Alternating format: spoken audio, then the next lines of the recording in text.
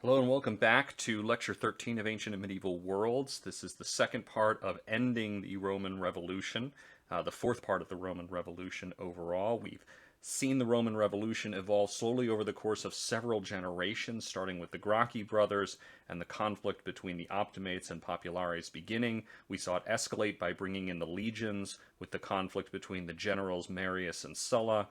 We saw the particularly unscrupulous Pompey and Julius Caesar combat each other, and we ended last time with the assassination of Julius Caesar by Optimate members of the Senate on the Ides of March in 44 BCE.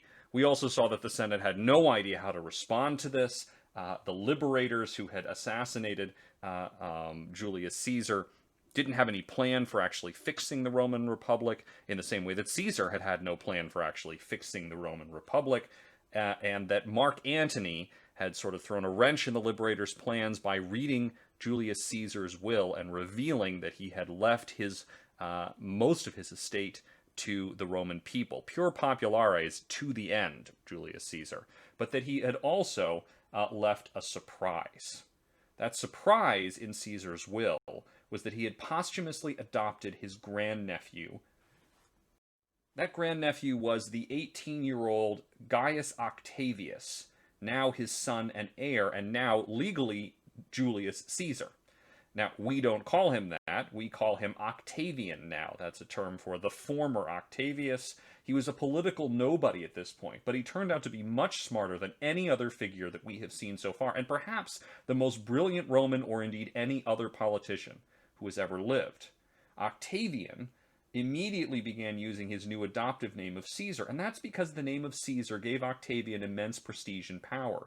He called for Caesar's veterans to come to him as their patron, and many did. He had inherited the patronage of Julius Caesar. Octavian went to Rome to stake his claim and was snubbed by Mark Antony, who saw himself as the natural leader of Caesar's followers. But family trumped experience in this case. Meanwhile, the Senate, as I mentioned, was totally clueless what to do. They both pardoned the Liberators and ratified all of Caesar's decrees, even giving army commands to both Caesar's followers and the Liberators who had murdered him. As you can imagine, rapidly another civil war broke out. The senators finally made up their minds, but they made the wrong choice in backing the Liberators, and Octavian occupied the city of Rome. Octavian and Mark Antony put aside their differences, and along with the lieutenant of Mark Antony, formed the Second Triumvirate in 43 BCE. This triumvirate was actually a legal position, unlike the first, giving each of these men vast powers by the Senate, which, of course, at this point was only a rump of the Senate. All of those who had sided with the Liberators, by this point, had been kicked out of the Senate. The first act of the triumvirs was to announce proscriptions, just like Sulla had 2 generations earlier, killing thousands of their political opponents across the Roman Empire. The famous orator Cicero, an old Optimate, was proscribed and murdered by Mark Antony, one of his chief rivals, and his head was nailed up on the very rostra of the forum that he had delivered his famous speeches from. The remaining Liberators were defeated in Greece, the province that many had fled to, in 42 BCE. But just like the first unofficial triumvirate, the second was strained by the ambitions of its 2 leading members. Mark Antony and Octavian were fundamentally at odds with each other over who should be Caesar's heir to the control of the Roman world. The third member of the triumvirate was quickly sidelined. He's really inconsequential to a narrative of this scope. Antony and Octavian divided up the Roman Empire between them in 40 BCE, with Octavian getting the west and Antony the richer and more populous east, which also had the larger opportunity for Antony to win more military glory by attacking the Parthian Persian Empire. But even the marriage of Antony to Octavian's sister was not enough to save their alliance in the end. It took Octavian time to secure his power base in Rome, but Antony helped him out a lot by taking up with Cleopatra in the east and giving her so much territory in return for her funding his campaigns against the Parthians. Some of the territory that Mark Antony gave to Cleopatra and her Ptolemaic dynasty had officially been part of the Roman Empire. Octavian understood the propaganda value of this better than anyone, and he cast himself as the savior of Roman tradition, ironic for the heir of Caesar, while Antony was going off and living like a Hellenistic king in the east with those fancy Greeks. Even worse, Antony seemed to be taking orders from Cleopatra, who, of course, as a woman, was considered completely inappropriate as someone to get any leadership from in a deeply misogynistic society like ancient Rome. Well, in 32 BCE, Octavian masterfully manipulated the Senate into declaring war on Cleopatra, and he could thus pass this off as technically not being another civil war against Antony. In 31 BCE, Octavian defeated Antony and Cleopatra's forces at the Battle of Actium off the coast of Greece and pursued the couple back to Egypt, where they committed suicide in 30 BCE. Octavian was not the first person to be left the undisputedly most powerful person in Rome before. Sulla, Pompey, and Caesar had all preceded him as effectively sole rulers in all but name. But it was Octavian who figured out how to keep that power and how to prevent another round of civil wars, at least for nearly another century. Octavian did so by making himself the first emperor.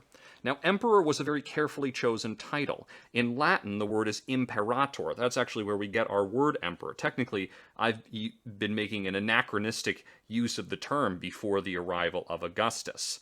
We get our word emperor from the Romans, and from specifically Augustus's invention or reinvention of this term.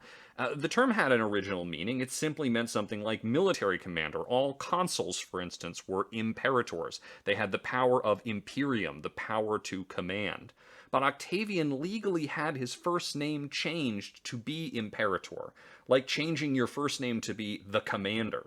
Actually, we can see a lot about how Octavian pulled off this creation of the emperorship by looking at his many name changes. Octavian had been born Gaius Octavius, but by his death his name had been legally changed to Imperator Caesar Divi Filius Augustus, literally something like the commander, son of the god Caesar the Venerable, or possibly the Majestic. Let's start with imperator, the one that we translate as emperor. It was a military word that showed that Octavian's position was based on his role as a general. All legions now owed their loyalty directly to Octavian and swore an oath of loyalty directly to him. Octavian only appointed people that he personally trusted, usually family members, to lead the legions from here on in, and any triumphs that they won were won in his name. No longer would anyone else be able to make use of this route to power except the people that Octavian, now Augustus, approved of.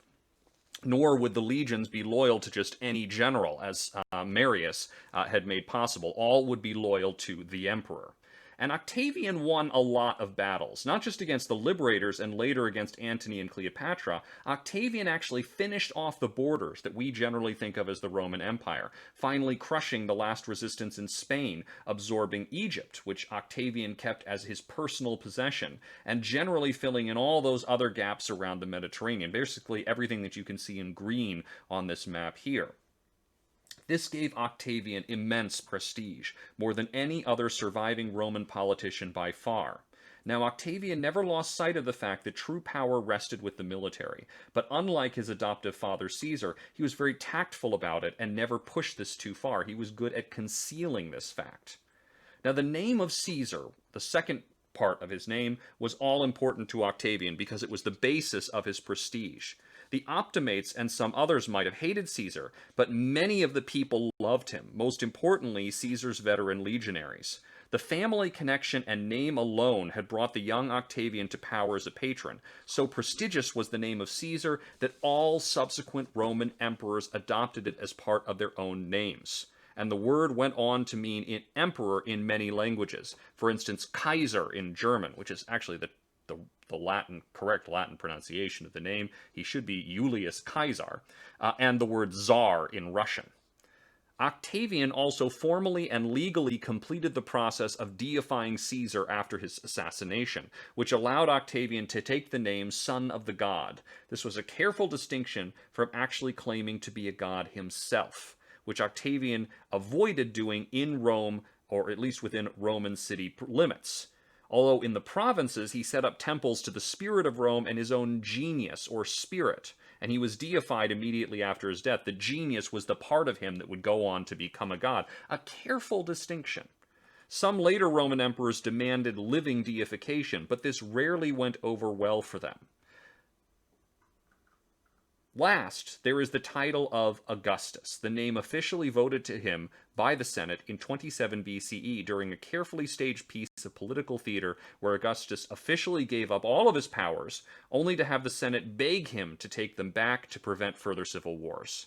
Augustus meant something like revered or majestic. It was symbolic of Octavian's intangible authority, a level of respect that no one else left in the Roman world could match, and Octavian was very careful to keep it that way.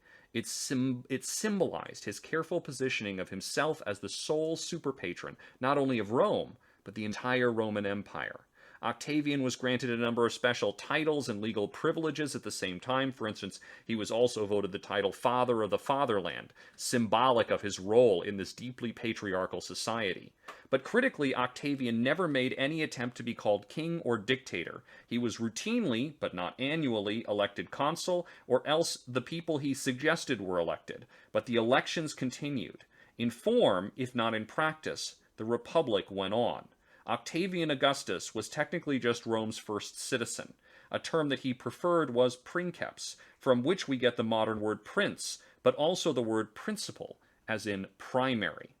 The Roman people were generally very happy with the arrangement, it seems. Octavian ruled moderately once he had sole power, and he acted in a way that let the Senate and the people keep their democratic, or rather republican, illusions, while Octavian's formal and informal patronage ultimately meant that they would vote however he wanted. The transition to rule by emperors was in part eased by the fact that Octavian lived and ruled for so long. By 14 CE, note that we're now counting up, we finally stopped counting down, Octavian had been in sole command of the Roman Empire for more than 40 years, a feat that no other emperor would even come close to matching. Unfortunately for his heirs, and for the Roman Empire, Octavian Augustus was not quite as clever at figuring out how to pass on his powers, how to choose a successful heir. Outright appointing a successor would have made a mockery of Octavian Augustus's careful charade of being merely princeps, not king of Rome. But of course, his authority, his connections, his status as a patron could only be passed on to a legal heir, and that legal heir, if he had them, had to be an heir of his body. You couldn't just adopt someone in if you had family members, which Octavian did, as we shall see. Octavian's family did succeed him with all of his same powers, technically voted to them by the Senate. No one else could rule. Octavian's family automatically inherited his relationship as patron to both the Roman state and, more importantly, to the Roman armies. Unfortunately, Octavian Augustus's heirs were not his equals in ability, but his legacy left his dynasty in charge for half a century after his death, and by then emperors had become the norm, and the Republic was well and truly dead and beyond living memory, or at least any republic that wasn't an absolute disaster of civil wars at the end of the Roman Revolution. Now there would be new dynasties of Roman emperors that would eventually displace the Julio-Claudian dynasty. So while Octavian Augustus managed to create peace for a century, in the end his legacy was the creation of absolute power, one that he and a few of his successors would use wisely to govern perhaps a fifth of the human race in peace and relative justice, but which many others would bitterly fight over, ultimately weakening Rome and in the end contributing to its collapse.